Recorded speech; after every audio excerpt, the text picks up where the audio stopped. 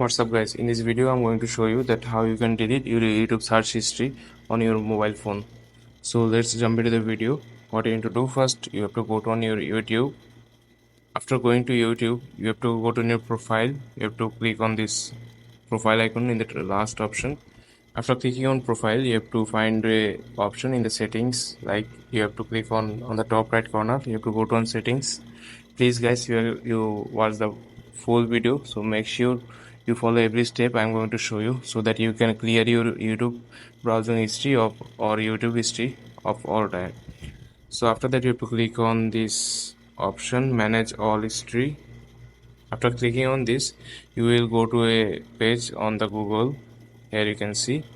After that, you have to click on this option like delete, like here. You have to click on it. After that, if you want to delete today's history, or you want to delete the custom date history like yesterday or Sunday to Monday, Sunday to Friday, you can do this here. Okay, otherwise you can delete today's history like here. You have to click on this. If you want to delete all the time history of your YouTube channel, you have to click on this one. Okay, after clicking on this one, your all history will be cleared, or all history will be deleted from your YouTube. So these are, you can delete your YouTube search history on this way.